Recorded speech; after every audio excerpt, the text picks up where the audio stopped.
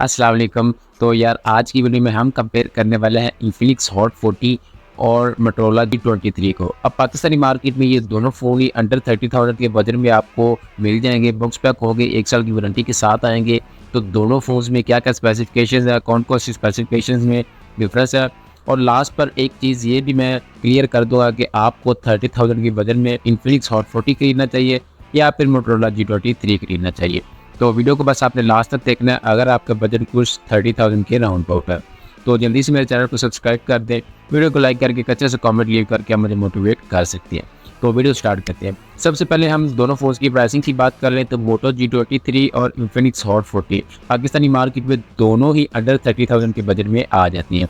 सबसे पहले हम बात करेंगे दोनों फ़ोन्स के डिज़ाइन एंड बिल्ड क्वालिटी के बारे में।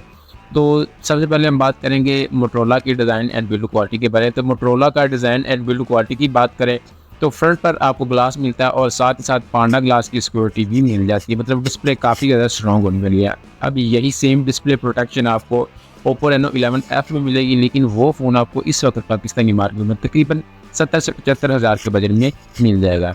अब फ़ोन की फ्रेम की बात करें तो इस फ़ोन में आपको प्लास्टिक का फ्रेम मिल जाता है। बैक की बात करें तो इस फ़ोन में आपको प्लास्टिक की ही बैच मिल जाती है।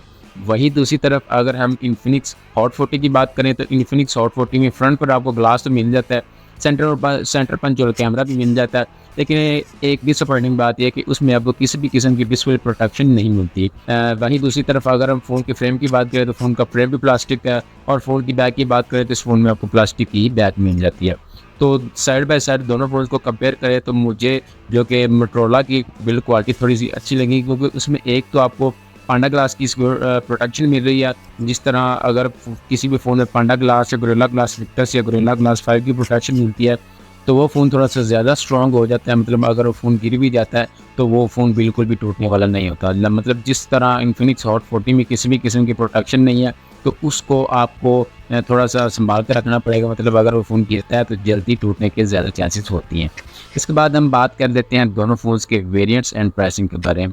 सबसे पहले हम बात करते हैं इन्फिनिक्स हॉट 40 के बारे में। इन्फिनिक्स हॉट 40 की बात करें तो इसमें आपको 2 वेरिएंट मिलते हैं। 8 GB की रैम 128 GB वाला एक वेरिएंट मिलता है। दूसरे वेरिएंट की बात करें तो 8 GB की रैम 256 GB स्टोरेज के साथ दूसरा वेरिएंट मिलता है। दोनों वेरिएंट पाकिस्तानी मार्केट में इस वक्त आपको 30,000 के बजट में ईजिली मिल जाएंगे।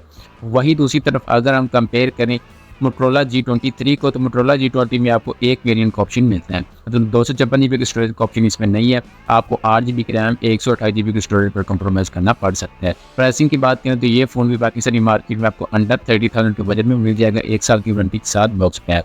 अब एक चीज़ मुझे यहाँ पर थोड़ी सी बेहतर ये लगी कि इन्फिनिक्स में आपको अंडर 30,000 के बजट में 256 GB स्टोरेज का ऑप्शन मिलता है, लेकिन अगर आप मोटोरोला पर शिफ्ट होते हैं तो आपको सिर्फ 128 GB की स्टोरेज का ऑप्शन ही मिलता है, 256 GB की स्टोरेज का ऑप्शन नहीं मिलता। लेकिन प्राइस की अगर हम बात करें तो प्राइस तकरीबन आपको दोनों फ़ोन्स की ही सेम मिल जाती है। परफॉर्मेंस की बात करें तो सबसे पहले हम बात करते हैं मोटोरोला G23 की। मोटोरोला G23 में एक वेरिएंट आता है 8 GB की रैम 128 GB की स्टोरेज। और मेन बात करें परफॉर्मेंस की तो इस फ़ोन में आपको मीडियाटेक हेलियो G85 का चिपसेट मिलता है, जो बेसिकली 12 नैनोमीटर की बेस पर काम करता है। अब दूसरी तरफ अगर हम इन्फिनिक्स हॉट 40 की बात करें तो इन्फिनिक्स हॉट 40 में आपको मीडियाटेक हेलियो G88 का चिपसेट मिलता है और बेसिकली मीडियाटेक हेलियो G88 भी मीडियाटेक हेलियो G85 की तरह 12 नैनोमीटर की टेक्नोलॉजी पर ही काम करता है। प्रोसेसर के नैनोमीटर्स के बारे में एक चीज़ मैं क्लियर कर दूँ कि जितने नैनोमीटर्स कम होते जाएंगे उतनी ही प्रोसेसर की जो क्वालिटी है, प्रोसेसर की जो परफॉर्मेंस होती है वो फ़ोन की परफॉर्मेंस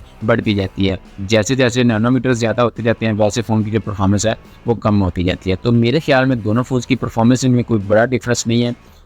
मतलब अगर आप ये सोच रहे हो कि G85 की परफॉर्मेंस कम होगी और इन्फिनिक्स हॉट 40 की G88 की चिपसेट की परफॉर्मेंस ज़्यादा होगी तो इतना बड़ा डिफरेंस नहीं है।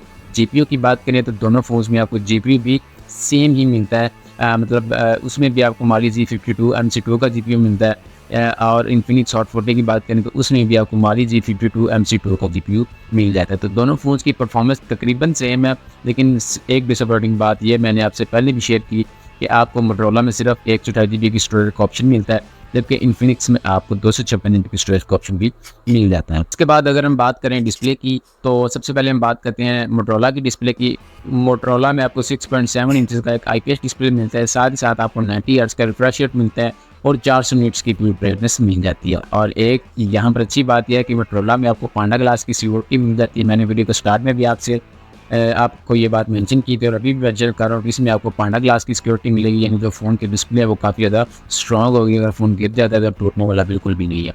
वहीं side by side Infinix hot 40 की बात करें तो इन्फिनिक्स हॉट 40 में भी आपको सेम साइज़ के साथ 6.7 इंचज़ का एक IPS डिस्प्ले मिलता है, 90 हर्ट्ज़ का रिफ्रेश रेट भी मिल जाता है और इस फ़ोन में आपको 5 निट्स की पीक ब्राइटनेस मिलती है। मतलब अगर ब्राइटनेस की निट्स ज़्यादा हो तो डिस्प्ले ज़्यादा ब्राइट होती है, अगर ब्राइटनेस की निट्स कम हो तो ब्राइटनेस कम हो जाती है।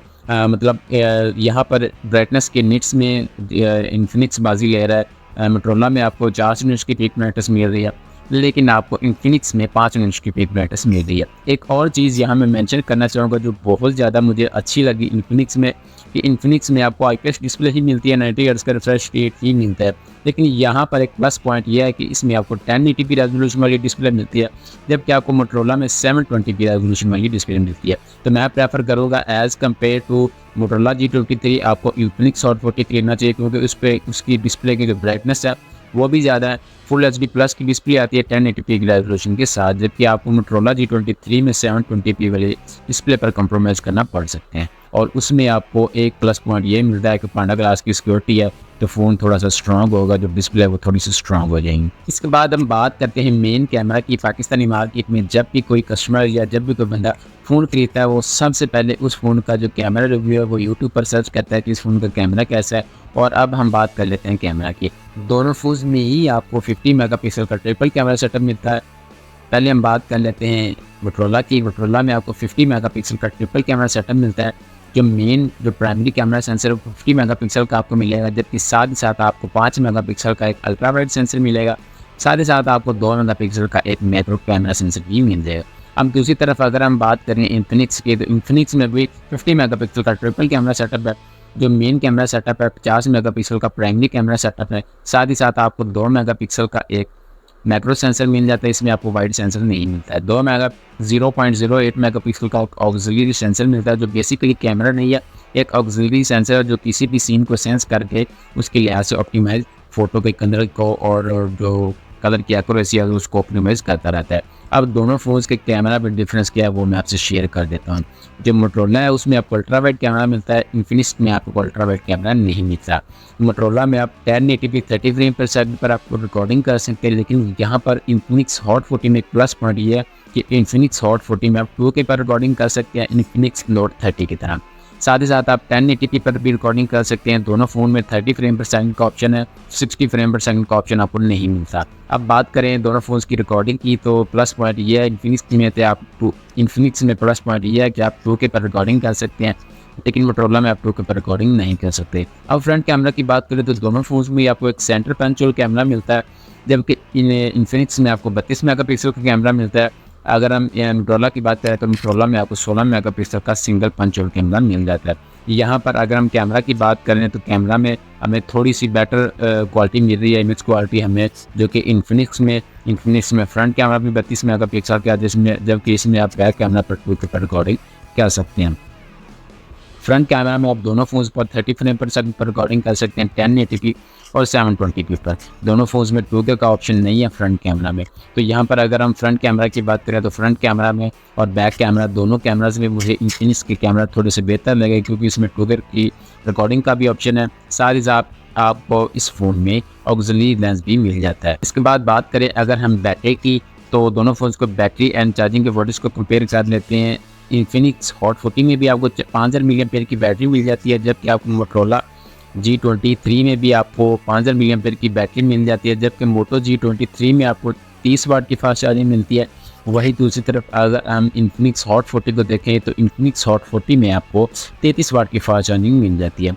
तो चार्जिंग के वोल्टेज की डिफरेंस की बात करें तो इन्फिनिक्स हॉट 40 में आपको 3 वाट की जो फास्ट चार्जिंग है वो ज़्यादा मिल रही है, लेकिन मेरे ख्याल में चार्जिंग के वोल्टेज के जो नंबर है उनका कोई बड़ा डिफरेंस नहीं है। मतलब अगर फॉर एग्जांपल इन्फिनिक्स हॉट 40 एक फ़ोन को 40 मिनट में 0 to 100 तक चार्ज कर रहा है, वही जो आपको मोटो G23 के 23 है वो 25 या 27 मिनट में उस फ़ोन को 100% तक चार्ज कर देगा। मतलब कोई नंबर्स का बड़ा डिफरेंस नहीं है, ना कोई इतना ज़्यादा टाइम का डिफरेंस है, लेकिन दोनों फ़ोन्स में आपको फास्ट चार्जिंग का ऑप्शन मिल रहा है। अब कुछ सजेशन ऐसे हैं लास्ट पर कि आपको इन्फिनिक्स लेना चाहिए या मोटोरोला खरीदना चाहिए।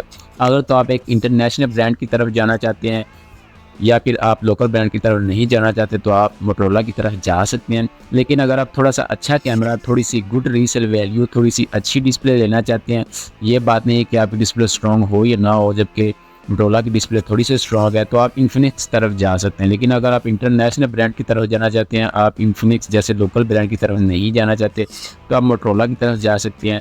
तो ये था आज का कंपैरिजन अंडर 30,000 के बजट में इन्फिनिक्स हॉट 14 और मोटो G23 का। आपको कंपैरिजन कैसा लगा आप कमेंट सेक्शन में बता सकते हैं। वीडियो को लाइक करके आप अच्छा सा कमेंट लीव करके मुझे मोटिवेट कर सकते हैं। वीडियो को लास्ट तक देखने के लिए बहुत थैंक्स। अस्सलाम वालेकुम।